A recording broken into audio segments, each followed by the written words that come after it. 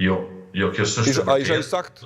Po, unë e gjetë që tash videon kur përfaqësuesi i partisë së zotit Mustafa ka votu qeverin e, nëse s'gaboj, tashmë me gabua zotit Dacic, po ka qenë bashkë me senetin. Jo, mu me gjetë që tash, nëse veç o nevoja.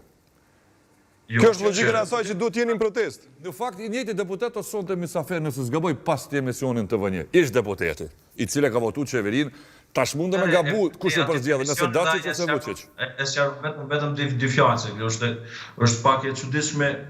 E para, zoti Kamberi, që është deputet popullor në Beograd, ka dalë në mbështetje të protestuesve.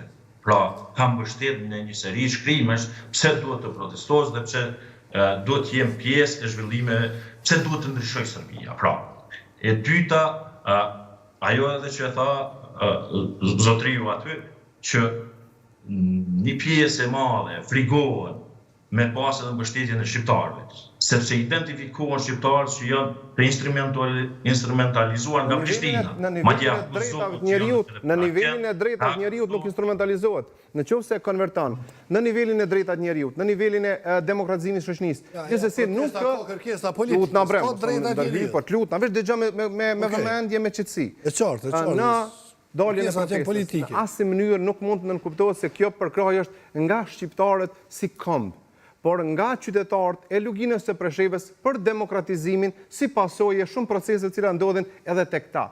Unë nuk po them në asnjë mënyrë se kjo mund të është përdor Beogradi, ka thonë disa herë që edhe në parlament u tha dhe nga regjimi, nga mediat, çdo gjë që bëhet përkrahet nga qoftë edhe indirekt, qoftë edhe me shpjegim literal, siç e boni zotni Kurti në Sarajev, ku më njëherë pas ti shpjegimi literal në natyrshmërinë e tina prej elekuenti në Serbi u morë se ja, po përkrahet nga ose po organizohet nga zotni Kurti. Po flas, kishte me qenë shumë korrekte, që mos me qenë indiferent subjektet politike shqiptare me ngjarjet në Serbi, por me qenë të angazhuar në suazat cilat lejon demokracia në vend. Ose të paktën qytetarë shqiptarë një mbështet.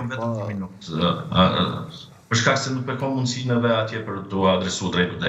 E para, një e vërtetë është që shqiptarët janë kundër Vučićit, kundër një regjimi represiv i cili në vazhdimsi ka diskriminuar e madje ka avancuar sa i përket me shlirjet, tresave, pessimizimit, diskriminimit. Mos e ndërpret, lutem se e ka të vështirë. Pra, dhe shqiptarët e luginës përfshirë partit politike kryesisht janë kundër Vučićit, përveç e APN-s shqipërimarimit tash të ardhur Pajazitit. Kjo e para. E dyta, shqiptarët, sa i përket përveç që janë kundër Vučićit, nuk e dinë se cila është platforma e mundshme në rast se vje Vučići. Pra, kush vjen në pushtet në Beograd? Kush është platforma e cila është duke ju kundërvi Vučićit? Kush do të zgjedhet më pas? Cili është programi? Dhe çfarë do të fitojnë shqiptarët? Po janë komplet të panjohura. Pra, unë konsideroj që shqiptarët e luginës së Preshevës dhe partitë politike duhet të jenë të kujdesshëm, duhet të përcjellen me vigjilencë çfarë është duke ndodhur dhe njëkohësisht të shohin mundësinë se interesat e tyre a do të mund të jenë të përfaqësuara brenda mundësisë së ndryshimit që mund të ndodhë në Beograd. Por që nuk ndodhi, kjo nuk kupton që për represionin do t'i shtohet edhe më shumë, madje edhe shqiptarëve në luginë të Preshevës. Pra, se s'ka një bërtham organizimit, në fakt.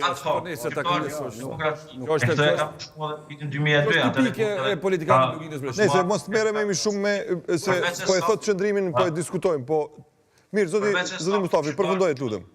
Në Serbi janë njerëzit më demokratë mundshëm prej krejt komunitetet e tjera, sepse kanë pranuar që në një proces demokratik të realizohen të drejtat e tyre individuale dhe kolektive, shqiptarët do të jenë të kujdesshëm se kush po vjen në pushtet në Serbi, se jo shpeshherë ata që ju kanë qenë me maskën, me pëlhurën e demokracisë kanë qenë. Kjo e shqiptarëve dhe Preshevës. Që shqiptarët realizojnë jetën e drejtat e tyre. A kin këtë kontekst se duhet dal nga kjo? Shkurt.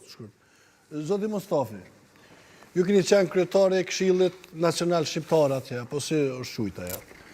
Ajo kanë qëndruar afër Prishtina dhe Tirana s'pako me këshilla në mënyrë se si duhet mos sjell. Veç pak. Ta marrim pyetjen. Këshilltar i zëvendës kryeministit të Republikës Kosovës, zotit Besnik Bislimi, aktualisht. A është ish kryetari i Këshillit Kombëtar Shqiptar? A mundi me më përgjigj në pyetje nëse e keni dëgjuar pyetjen? Po, sigurisht që po. A kanë qenë Zoti Mustafi, Spokun nëpërmjet këshillave. Përgjigjemi në këtë shkurt që ta kalojmë, se duhet të diskutoj edhe pjesë tjera të gjithë të organizimit këtu në ngjarje. Kur jam proprietari i Këshillit Kombëtar Shqiptar, kanë qenë disa zhvillime të ndryshme që kanë ndodhur